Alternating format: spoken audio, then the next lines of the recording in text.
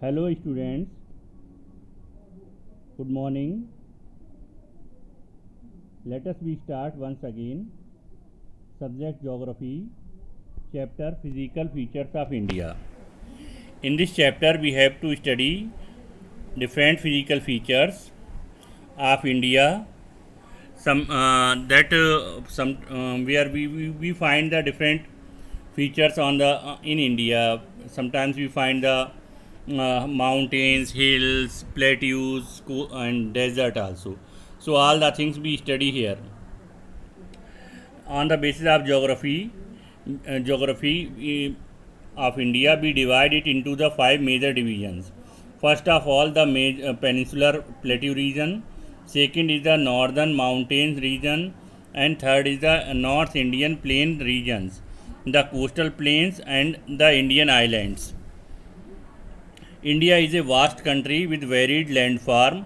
Our country has particularly all major physical features all major physical features of the earth: mountains, plains, desert, plateaus, and islands. India is large landmass formed during different geological periods, which has influenced the relief. Besides geological formations, a number of processes such as weathering, erosion, deposition have the created and modified the relief its present form. Okay, we find the different type of physical features in India. Causes are what are the main causes of these different type of physical features? That are causes of plate movement. Plates at planet's surface move because of intense heat in the earth core that causes molten rocks and metal layer to move. It moves in the pattern called convection. Cells that form when form material rises, cools, and eventually sink down. As the cool material sinks down, it's warmed and rises again. The movement of the plates result is the building up the stresses within the plates and the continental rocks above, leading to folding, faulting, and volcanic activities. जो plates में different type के changes होते हैं उनकी वजह से folding, faulting और volcanic reactions हमें देखने को मिलते हैं अर्थ के सरफेस पर. अब यहाँ पर ये जो मेन जो फीचर्स आप देख रहे हैं, कहीं आपने देखा प्लेट्यूज हैं, कहीं माउंटेन्स हैं, कहीं वैलीज़ हैं. तो इन सारी चीज़ों के पीछे क्या है? टेक्टोनिक प्लेट्स का जो मूवमेंट है उनका एक इम्पॉर्टेंट रोल है. तो क्वेश्चन अक्सर आता है एग्जाम में, often they ask in the question in the exam, what are tectonic plates. तो the tectonic plates theory describes the large scale motion of the Earth's lithosphere. This theory is based on continental drift, which explain the formation of various continents over millions of the year. Plate boundaries based on relative movement between two tectonic plates. There are three types of plate boundaries. तीन तरह की plate boundaries हैं जिनको अलग अलग नाम से जाना जाता है. एक को कहा गया है conversion boundaries. Conversion boundaries, in this case the two adjacent tectonic plates move towards each other. जहाँ पर दो टेक्टोनिक प्लेट्स एक दूसरे के आमने सामने आ रही हो तो कन्वर्जन बाउंड्रीज कहलाएगा. डाइवर्जेंट बाउंड्रीज क्या हैं? In this case the two adjacent plates move away from each other, एक दूसरे से अपोजिट डायरेक्शन में जा रहे हों. फिर उसके बाद बात की गई ट्रांसफॉर्म बाउंड्रीज की. In this case the two adjacent plates move along their borders. ठीक है ना, जैसा कि यहाँ इस पिक्चर में देखिए ज़्यादा क्लियर हो जाएगा. Divergent plate boundary. Divergent plate boundaries का मतलब है डिफरेंट डायरेक्शन में, अपोजिट डायरेक्शन में जब दो प्लेट्स जा रही हैं अपोजिट डायरेक्शन में, उसे डाइवर्जेंट बाउंड्री कहा गया है. फिर ट्रांसफॉर्म प्लेट बाउंड्रीज, ये अपोजिट डायरेक्शन में जा रहे हैं. कन्वर्जन बाउंड्री जब आमने सामने आ जाती हैं दो प्लेट्स, तो जब आमने सामने आ जा रहे हैं तो उसे कन्वर्जन बाउंड्रीज कहा गया है. There are many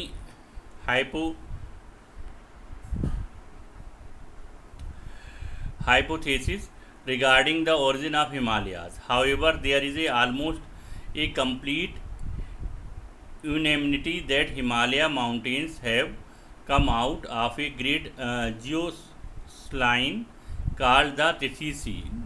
actually Himalaya के बारे में जब हम बात करेंगे तो Himalaya is known as the newly fold mountains. Himalaya को यंग फोल्ड माउंटेन या न्यूली माउंटेन्स कहा गया है और it is about 120 million years ago. जहाँ आज हिमालय है वहाँ पहले कभी टिथित सी रहा करता था।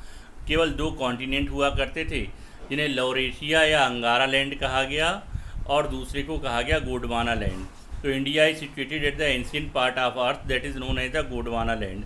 अब इन दोनों कॉन्टिनेंट के बीच में एक वाटर बॉडीज रही जिसे नाम दिया गया टिथिस सी, और टिथिस सी के सी के बॉटम पर जब टेक्टोनिक प्लेट्स और रिवर्स के द्वारा लाए गए सेडिमेंट से जो चेंजेस आए उनकी वजह से हिमालय गेट बर्थ, हिमालय का जन्म हुआ। ठीक है। इन द जैसे नॉर्थ वेस्ट में आपको क्या कहेंगे, अरावली है। इंडिया क्या है, पेनिनसुलर कंट्री है।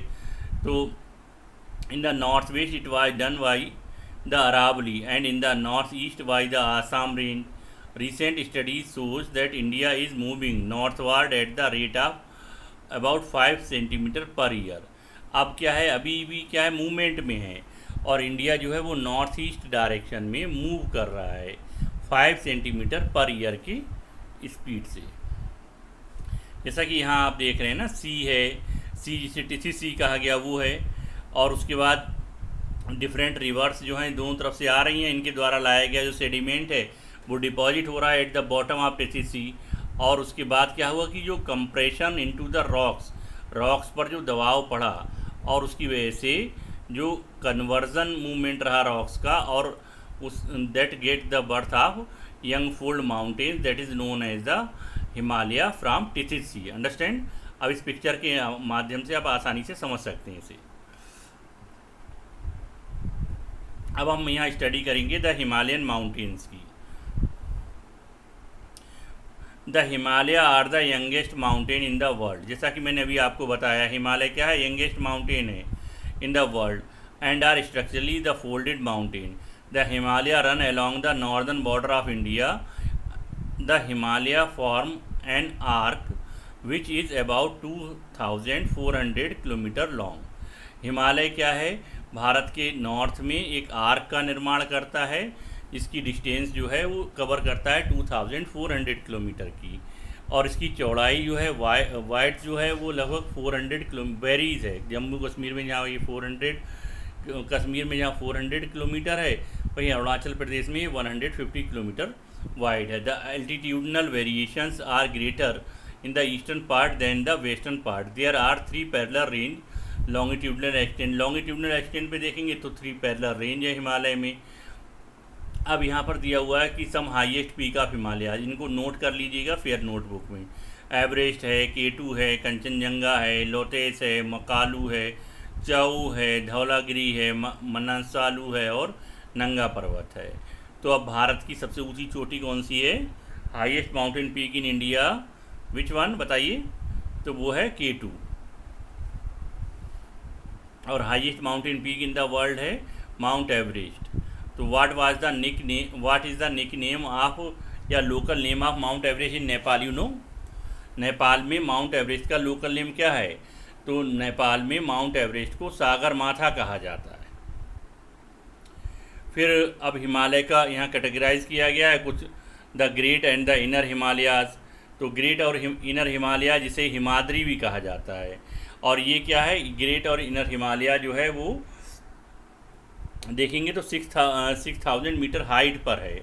तो इस एरिया में क्या है कि माउंटेन पीक्स जो हैं always covered with snow capped mountains या स्नो कैप्ड पीक्स भी found in this area that is known as the great और द इनर हिमालयाज।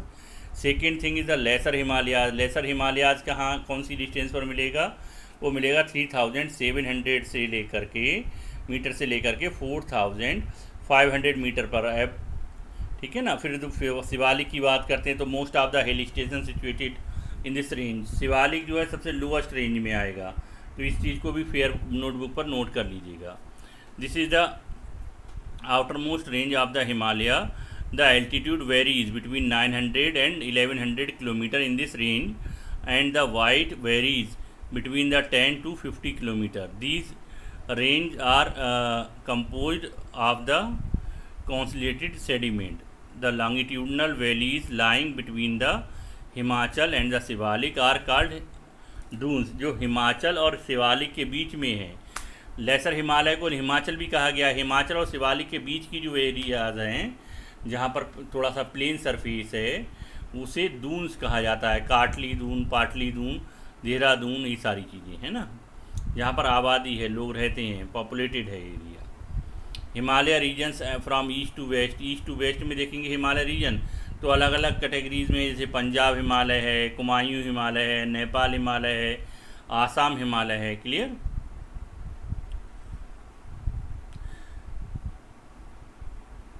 फिर नॉर्दर्न प्लेन्स की बात करते हैं, डेंसली पॉपुलेटेड हैं नॉर्दर्न प्लेन्स, और टोटल एरिया जो है वो 7 लाख स्क्वायर किलोमीटर का है, और it is about 2400 kilometre long और अबाउट 240 टू 320 किलोमीटर ब्रॉड।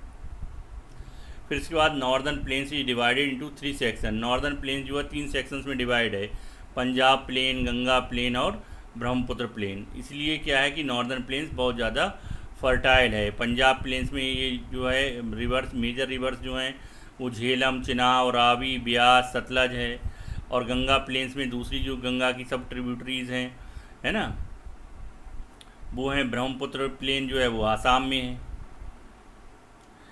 अब based on the relief features of the northern planes can be divided into 4 categories. इसमें कहा गया भावर है, तराई है, भांगर है, खादर है। भावर क्या है? भावर को न्यूली फोल्ड वो कहा गया है, जो एल्यूवियल सॉइल की कैटेगरीज है। भावर जो न्यूली फॉर्म्ड सॉइल है उसे भावर कहा जाता है। तराई जो है, Bhabar after descending from the mountains, rivers, deposits, pebbles in a narrow belt होती है ये। The wide of this belt is about 8 to 16 kilometre and it lies parallel to the Shivalik range के आसपास ही पाई जाएगी। The regions is known as Bhabar. All the streams disappear in this region. Terai की बात करेंगे, Terai regions lies toward south to the Bhabar belt. In this region the streams reappear and make a wet swampy and marshy regions.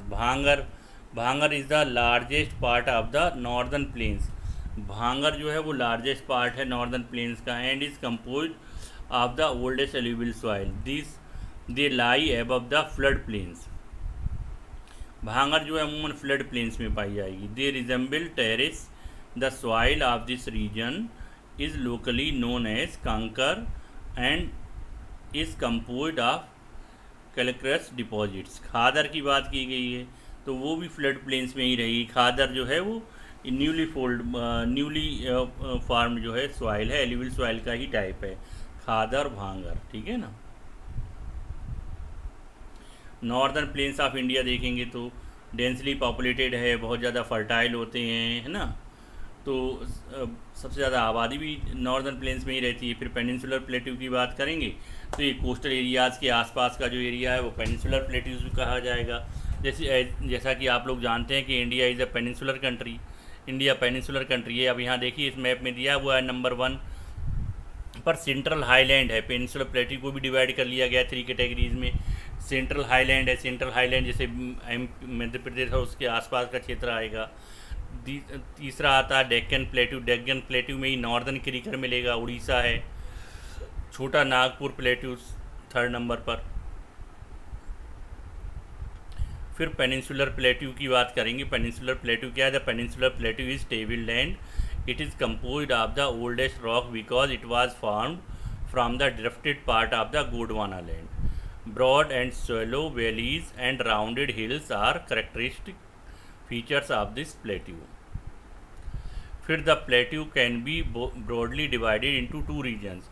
Plateau जो है वो 2 भागों में divide है। Northern ये सेंट्रल हाईलैंड कहा गया है, दूसरे को डेक्कन प्लेट्यू कहा गया है।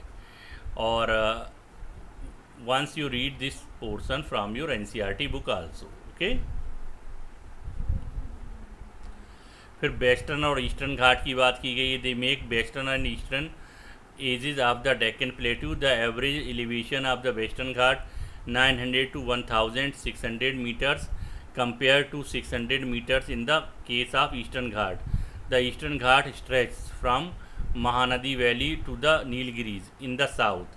The Western Ghat cause oceanographic rains as they face rain-fed winds from the west. The Indian desert की बात करेंगे तो इंडियन डेजर्ट का नाम क्या है, जिसे थार डेजर्ट कहा गया है, जैसा कि इस पिक्चर में आप देख रहे हैं। थार डेजर्ट ये कहाँ है, वेस्टर्न पार्ट में है और बेसिकली क्या है, राजस्थान में आएगा, ठीक है ना।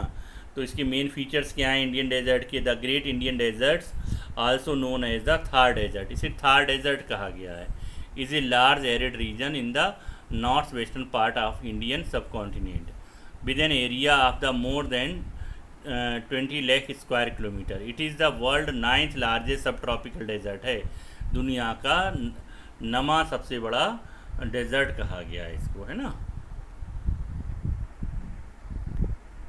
जैसा कि देखिए यहाँ पे है डेजर्ट, ठीक है ना। ये अब इंडियन डेजर्ट की बात करेंगे। Indian desert lie toward the western margin of the Aravalli hills. This region gets scanty rainfall which is less than 150 millimeter in a year. Hence this climate is arid and vegetation is scanty. Luni जो है only one river है, लूनी एकमात्र river है जो यहाँ पर बहती है, ठीक है ना, ये ध्यान रखिएगा। Only one river in Rajasthan, तो लूनी ही आएगा। अब इंडियन डेजर्ट, ईस्टर्न घाट और वेस्टर्न घाट की बात करते हैं। इंडियन डेजर्ट जैसा कि आप इस मैप में देख रहे हैं वो राजस्थान के एरिया में है और फिर पाकिस्तान तक फैला हुआ है। ईस्टर्न घाट, ईस्टर्न घाट में, ईस्टर्न घाट कहाँ है ये बेटा, ये क्या है, ईस्टर्न घाट जो है पेनिनसुलर कोस्टल बाउंड्रीज पर है, एक नैरो स्ट्रिप्स है, ईस्टर्न घाट और वेस्टर्न घाट कहे गए हैं। कोस्टल प्लेन्स की बात करते हैं। कोस्टल प्लेन्स वो हैं जो कोस्टल एरियाज़ के आसपास का एरिया है, वहाँ कोस्टल प्लेन्स को कहा जाता है। The peninsular plateau is flanked by the stretch of narrow coastal strip. They run along the Arabian Sea on the west and along the Bay of Bengal on the east. The western coast lie between the Western Ghat and the Arabian Sea. It is divided into 3 sections. Konkan coast कहा गया है, Konkan which comprises the Mumbai and Goa, जिसमें मुंबई और गोवा आएगा वो Konkan coast है। Make the northern part the Kannada plains, make the central part, and the Malabar coast make the Malwara coast. The western coastal plains is wider and level and it runs along the Bay of Bengal. It is divided into 2 parts. The northern part is called Northern Creeker. The southern part is called the Coromandel coast. तो इसे ध्यान से पढ़िएगा। Extensive deltas are formed by large reverse like यहाँ की जो major rivers हैं वो है महानदी, गोदावरी, कावेरी, चिलिका यहाँ मेन लेक है ना, जो कि उड़ीसा में है।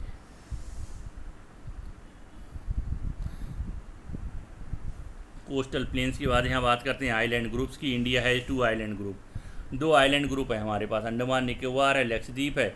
और इन अंडमान निकोबार और लक्षद्वीप में टोटल आइलैंड जो हैं वो अप्रॉक्सीमेटली 600 हैं, ठीक है। An island is any piece of subcontinent land that surrounded by water. अब लक्षद्वीप आइलैंड के बारे में बात करते हैं। Lakshadweep also known, Lakshadweep is known as the coral island. Lakshadweep को कोरल आइलैंड भी कहा गया है। ये अरेबियन सी में है और इसका एरिया जो है वो 32 स्क्वायर किलोमीटर है।